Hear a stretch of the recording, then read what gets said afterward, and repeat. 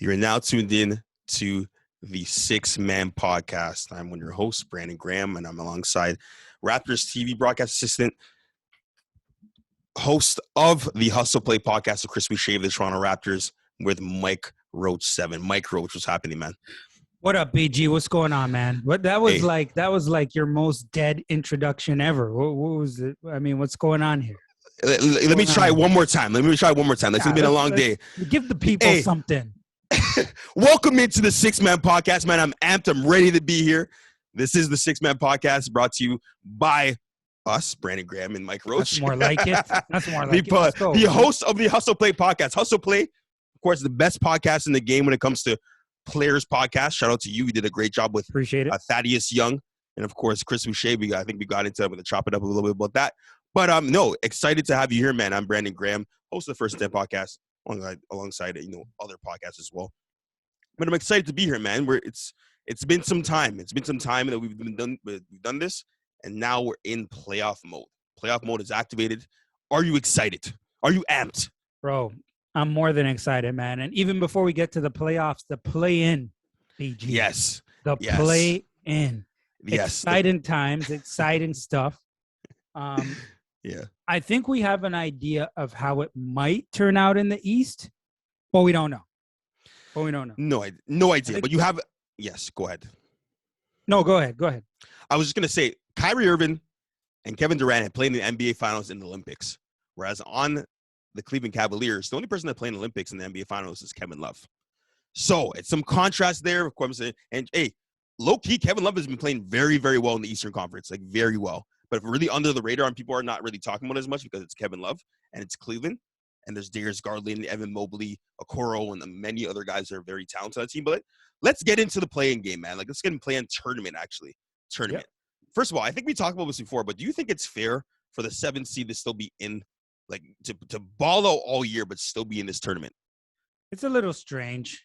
I mean, I would understand it a little bit more if it was just had to do with the 8th seed. And you and I have discussed this before, too, but the play-in hasn't been around for that long, so there still might be some things over time that they may tweak here and there.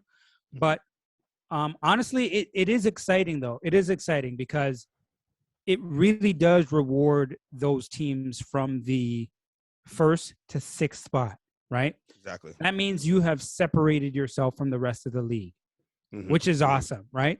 So the question is, is it fair?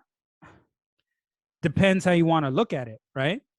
Is it fair that the Raptors, Chicago, and all the teams who are before them don't have to play in the play-in? Yes, because they've put in the most work, right? Went off, yes. But, I mean, at the same time, the 7 and 8, it I would say to a certain degree it is fair, only because from the standpoint that the 7th, if you're in 7th or 8th and you're in a playoff position, at least if you lose. So if you're Brooklyn and Cleveland, if Cleveland loses, then they have another shot, right? To get in to that 8th spot, right? Right.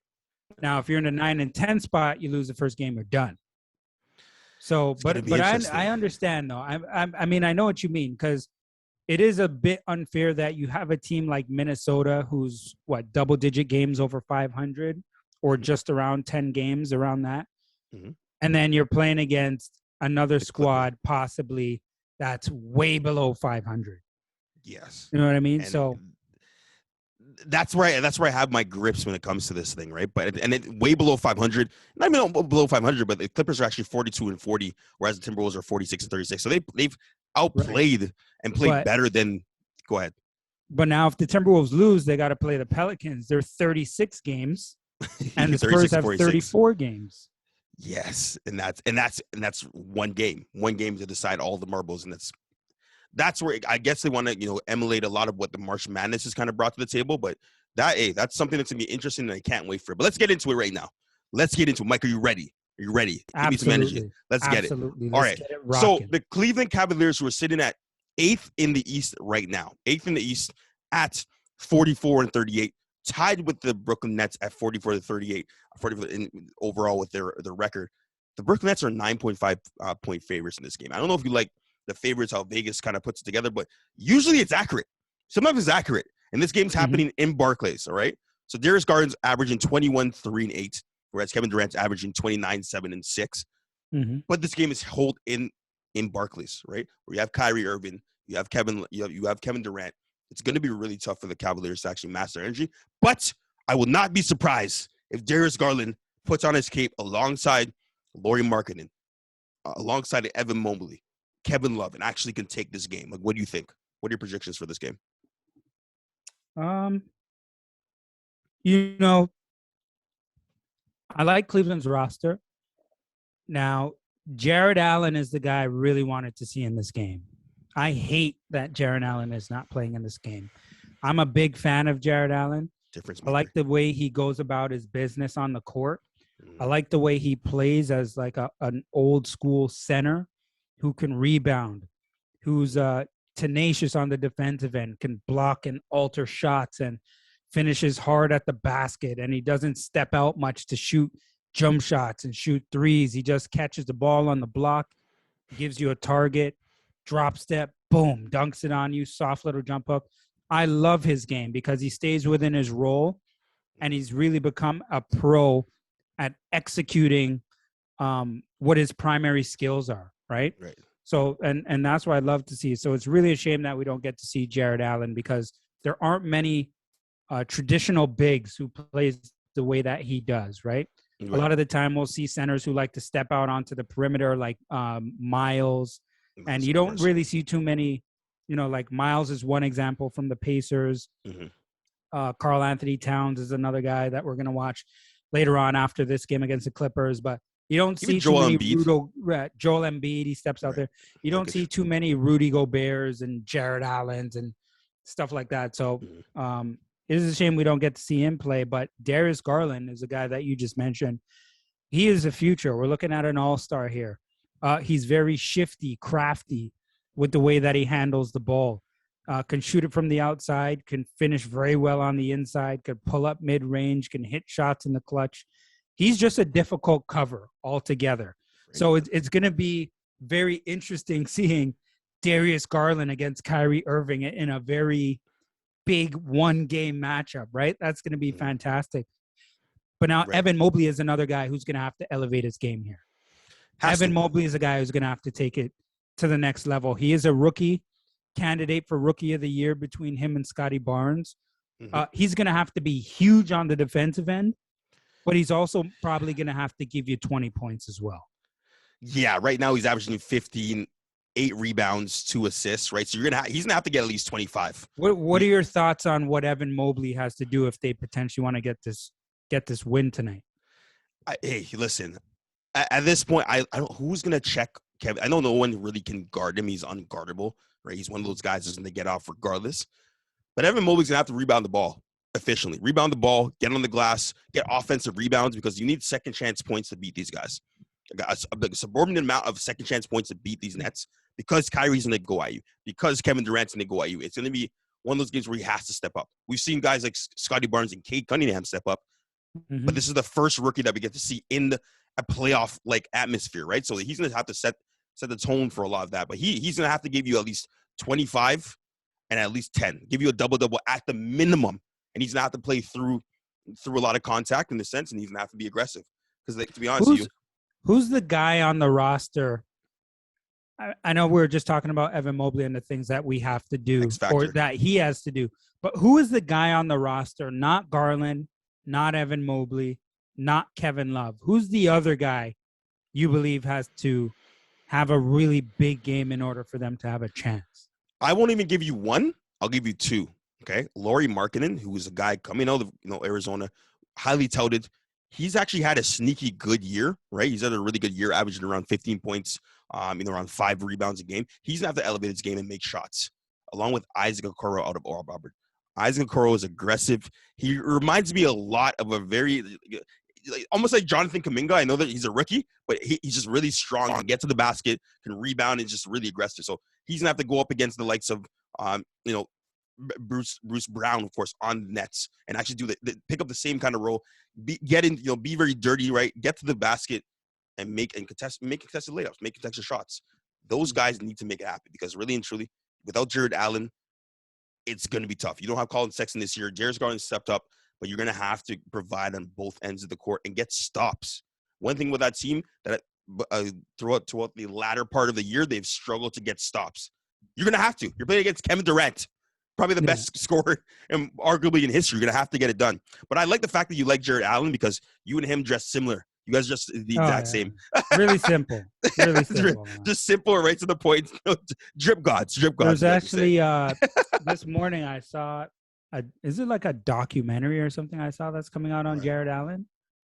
I guess so. I did see that. And that was a part of it. That was a part of it. Like obviously you're talking about a guy who signed a $100 million deal, but he's still buying his Levi's pants from Walmart. Yeah, exactly. He's still buying Levi's pants. But I mean, when he got as much money as him, he's probably just smart enough to not spend his money on wearing 5 chains like he talked about at the All-Star game. Okay. So that's what. Hey, listen, you take after him, right? But I really, really think the Puma, the Puma tracksuits you have are fire on the show. Good job, man. You get a spot. You need a sponsor by Puma. You need a sponsor. Listen, they better start coughing something up soon. They'll never see their gear on that show again. Yeah. Okay. Perfect. So who do you got in this game? You got the Brooklyn Nets or the Cleveland Cavaliers? Well, I got Brooklyn. You know what? If Jared Allen was playing, I actually would have taken Cleveland. I think Cleveland can make it tough. But when you have a Kyrie and you have a Durant, okay, we know those guys are going to be about their business. Mm-hmm. But Bruce Brown is effective. He's a guy that, locally they probably talk about him a lot. I'm not sure how many other networks and a bunch of other shows, how much they talk about Bruce Brown. But I love Bruce Brouse's game. There you hustle play. Bruce Brown is like, he's a small dude, but he plays like a big. You know what I mean? Always around the basket, always getting rebounds and offensive rebounds, gets into the paint, finishes strong. He likes to post guys up. Like Bruce Brown just plays like a big. I love that about Bruce Brown. Dog. And another guy that's going to be key is Seth Curry. Like injured. He's injured. He's not going to be playing. He's injured. So him, Ben Simmons are injured in this game, right? Along with Joe Harris. So Joe Harris is gone. So game time decision. Make some mention of Ben Simmons. He's not going to be playing. No, he's out with his back. That's what they're saying. But it's a game time decision for Seth Curry. So you hope he plays because he has a bum ankle. So game time decision. Yeah. Okay, there you go. That should be interesting. But there you go. I mean, he's a really good shooter. He hurts you're hurt a little bit if he doesn't play. Yes, because he can really space the floor for you. So that hurts Brooklyn. And the thing that people understand is, okay, yes, we understand they have Kyrie Irving and Kevin Durant, but it's only one game. That's what I'm saying. Anything could happen. Listen, anything could happen, but we know KD is going to be putting up some shots, and they are not going to be able to stop him. Like if you're the coach of Cleveland right now, you got to be thinking about multiple defensive schemes that you have ready to slow down Kyrie and KD. Like there may have to be times where you throw on a half-court trap. You may have to put on a full-court trap for a few minutes in the game. You might have to put on a zone. Mm-hmm. Box and you one. You might have to run a box and one. You might have to run a 2-1-2 or a 1-3-1 and switch it up very quickly. And everybody's going to have to be on the same page about that to make sure guys are in the right spots. Like, absolutely. We don't see this a lot from coaches. You might see it a lot from Nick Nurse. Nick Nurse does it. Yeah, Nick Nurse throws it on. Yeah. But Nick Nurse is a different type of dude. They call him the mad scientist for a reason. He's a genius. You know what I mean? But some of these other coaches, you got to pull some stuff out of the bag from back in the day, AAU days and college days. Maybe for not for a long period of time, but when drastic times are here, calls for drastic measures at the same 100%. time. I mean. Hey, JB Bickerstaff has to get in his bag today to secure this win. Right, you played all this year, shocked everyone. You're going to have to do it. I'm going to take the Cleveland Cavaliers because you took the Brooklyn. I'm going to take the Cleveland Cavaliers to win this game. Do I believe I think there's a chance they can neutralize KD. Who knows? Hopefully he stays healthy. I'm going to take the Cleveland Cavaliers. Listen, I bet on the Kansas Jayhawks. I did not forget. I did not forget. My ass is not singing. I'm not singing today. Anyway, I'm just letting you know. Of course, when I predict, I know what it is. But I was pissed. We have to move on, though. We have to move on to the East. We have to get through this. Charlotte Hornets right now sitting at the 10th spot, going up against the Atlanta Hawks, 43-39 against another 43-39 team in the Charlotte Hornets. They're playing in Atlanta. Trae Young's playing very well. He's one of the they're playing in Atlanta? In Atlanta, because Atlanta is the favorite. No, because they got the same record. They got the tiebreaker. Okay. Yeah, they got the tiebreaker, right? So the same record incident because of the tiebreaker. They're going to be playing in Atlanta. Trae Young's supposed to go off, of course, has to go off to keep their season alive to get that 8th spot. Unfortunately, that's how it works. Who do you have in this game? I personally, right now, I would say in this matchup, LaMelo Ball, Miles Bridges, Martin, they just gotta attack and not just empty the clip, because Trae Young's gonna come out, DeAndre Hunter's gonna come out and play well. Big O, Onakwe, is gonna play really well. John Collins could still be out. I think it's a game time decision that he's currently has. He's a game time decision. He's not a game time decision for his finger, so that's gonna be interesting to see. So is Lou Williams. Which they need, right? Kevin Huerter's played really well as well too down the stretch. Yeah. So they have some guys. I'm gonna take Atlanta. Who do you got in this game? Don't forget what they did last year. BG, this one's close, man. Man. I think I'm gonna take Atlanta specifically for Trae Young, because he can drop 50 on you on any given night, right? Cold. Yes, but he's cold. I like Huerter. Capella, we know what he can do on the inside. I like Bogdanovich. Yes. Like Gallinari. They can stretch the floor. They can shoot it. Hunter, good defensive player. He can make shots. Love his game. Yeah. DeLon Wright is there. He can be effective. Mm-hmm. Okay. Kind of a streaky guy.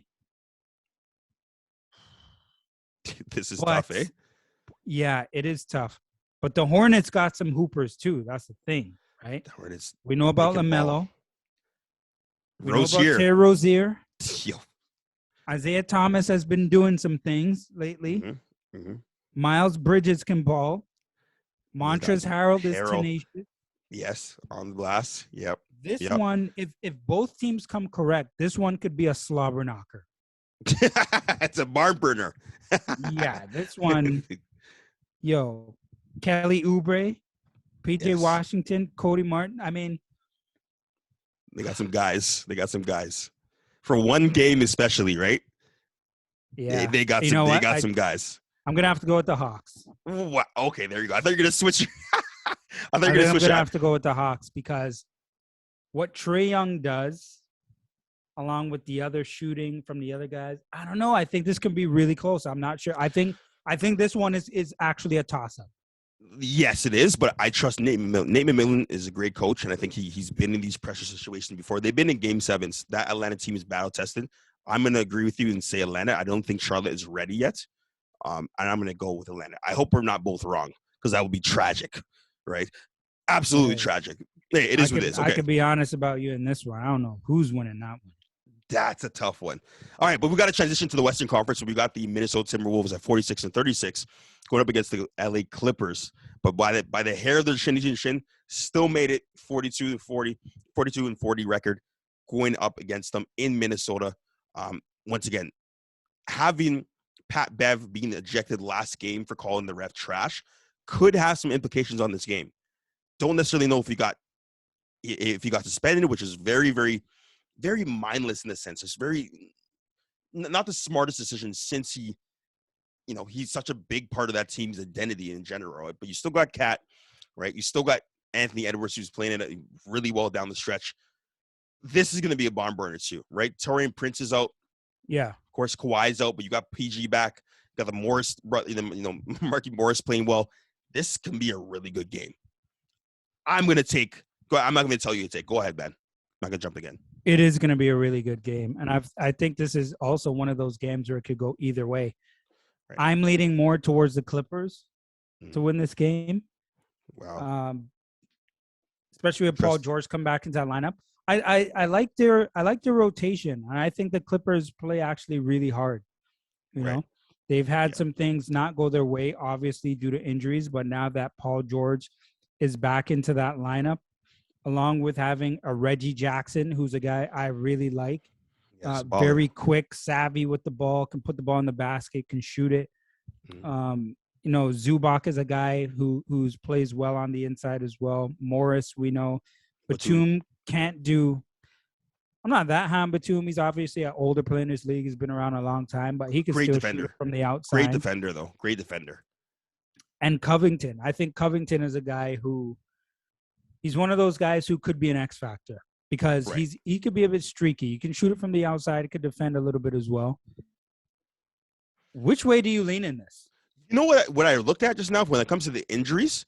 Mhm. Norm Powell is actually active for this game. So that could be Really? Oh, he is yes, playing. that could be a very big piece that actually, Okay. could help out, right? So that's something, but once again, we got to scale back because they're saying it's a game time thing, but once again, I that's didn't another mention him guy, because I thought he wasn't playing.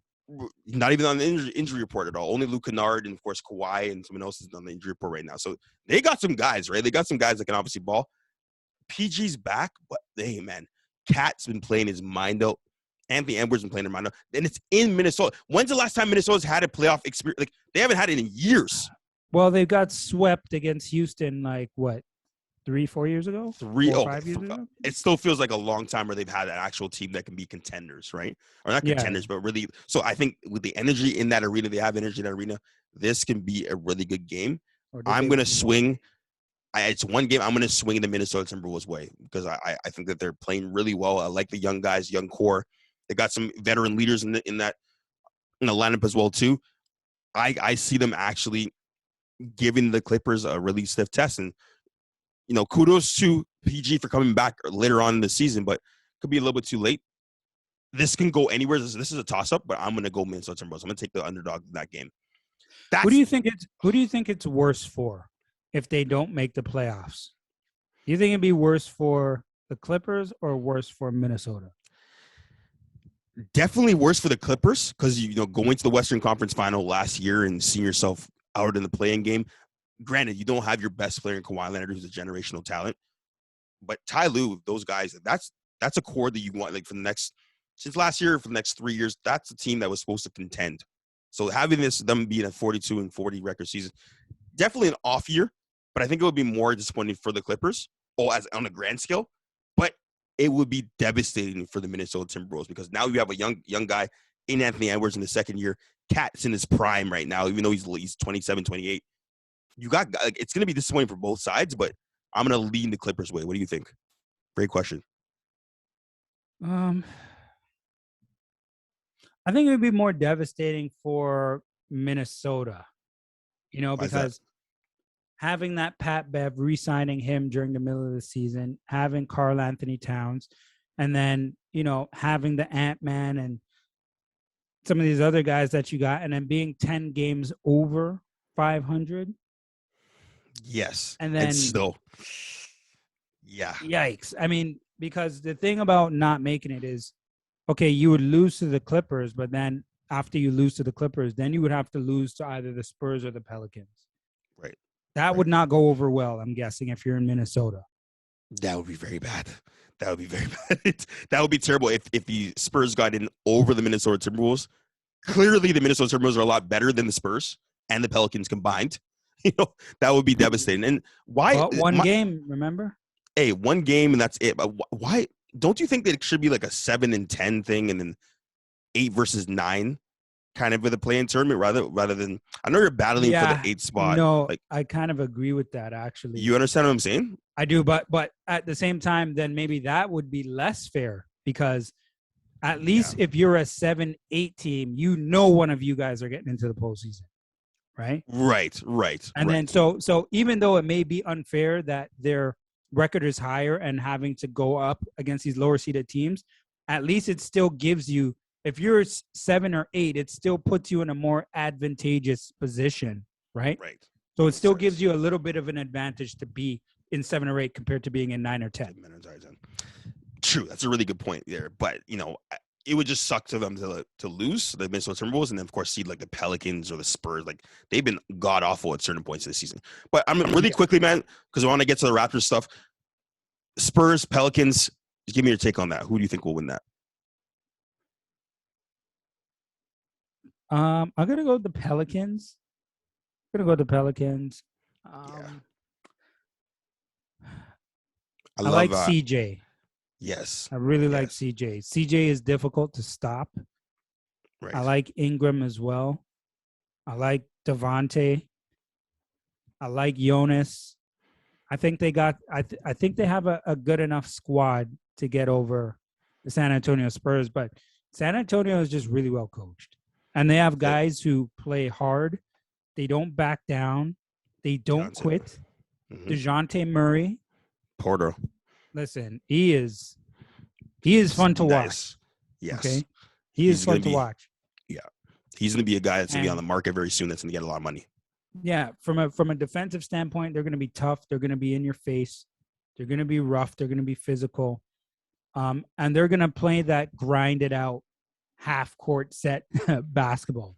You know what I mean? So I would lean more towards the Pelicans because I think they can do more from an offensive standpoint than the Spurs. So if I had to make a choice right now, I would take New Orleans. I agree. I don't have enough faith in the Spurs to actually, contend and obviously beat the Pelicans there. There was just too much firepower, and even Alvarado on the Pelicans, great at steals. He's a menace as well too. Got a contract, so shout out to him being an undrafted guy. All right, moving on to the really important stuff and stuff that you've covered obviously all year, doing a really good job in the Mike Roach podcast. The Toronto Raptors in the 5th spot going up against the Philadelphia 76ers. This is going to be a barn burner. And this is, in many cases, a toss-up as well, right? 76ers are 51-31. Really good season. Great job. Joel Embiid is MVP contender. Probably is your MVP this year with the Raptors have won 48 games. Should have been 49, 48-34. In this matchup, if you were to choose one guy that needs to have a major splash or a major showing in general in this series for the Raptors, who would it be? Like an unlikely guy that would need to step up a lot more for the Raptors to beat the 76ers. OG Anunoby. There you go. That was too easy. OG Anunoby is the guy who has to come through. He's got to come through. Like Pascal Siakam. Okay, yeah, that would be an obvious answer. Fred VanVleet. We know those guys are in the limelight, right? But OG Anunoby is that next guy that can just put you over the hump if you want to get past the Philadelphia 76ers. The way he can spread the floor, the way he uses his body now to post up, get into the paint for easy baskets, the way he defends on the perimeter, he's the guy. We know what he does defensively.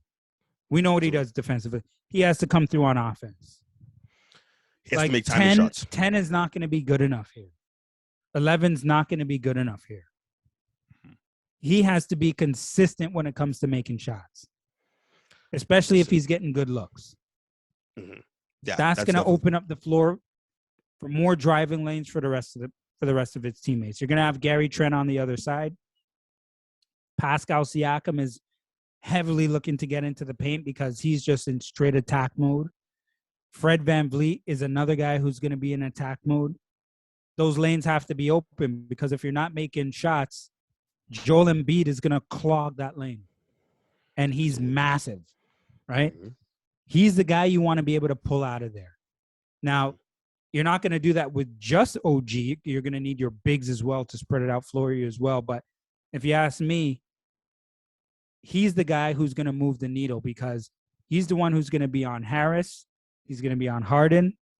He's going to be switching off onto Maxey. Harden and Maxey can't get off. If both of them get off, you're in trouble. You're in big trouble. We know to a certain degree you're not going to be able to stop Joel Embiid. You're just not. He's going to go off.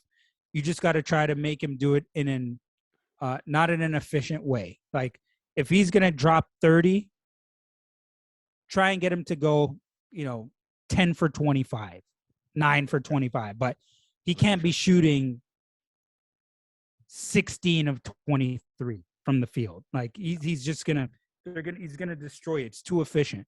Mm-hmm. You know what I mean? So For me, I think it's going to be OG Anunoby is the guy that you got to keep your eye on here. What about you?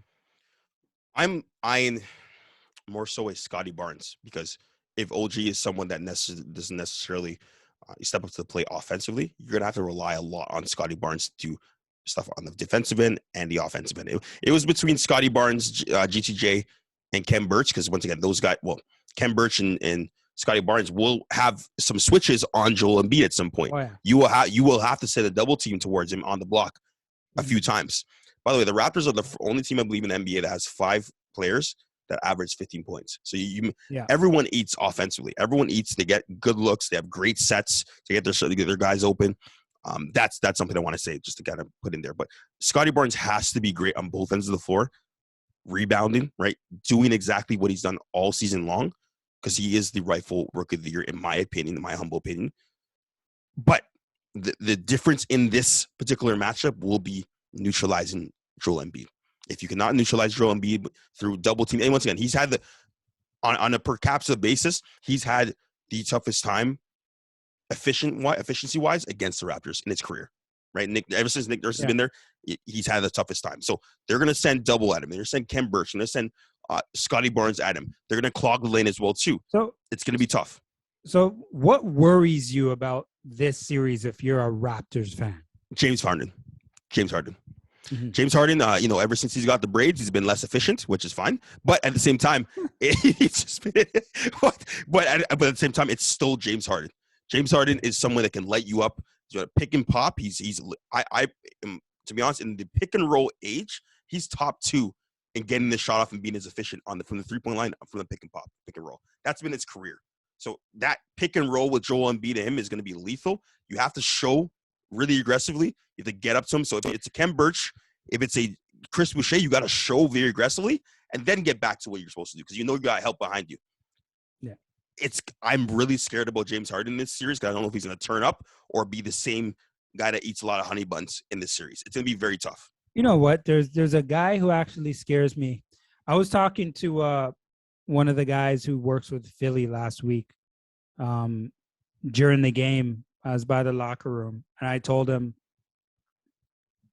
I said, who scares me more than James Harden on that team aside from Joel Embiid? Tyrese Maxey. Just nasty. Yes, he's nasty.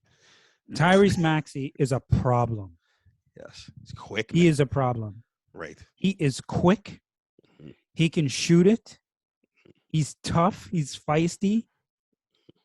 And he's annoying. That's the perfect term to sum him up, is that he's annoying to deal with. In transition, it's going to be tough. So yeah. Tyrese Maxey to me is the X factor in this series. Right. He and James Harden cannot get off together. They get off together, you're in trouble, because we know Embiid is getting his. Mm-hmm. Mm-hmm. Not too many mentions of Harris at all, right? You haven't mentioned really him at all, and he's a guy that in the latter part, in the last 10 games, he's averaged over 22 points. That's the guy that's in his stride, playing really well.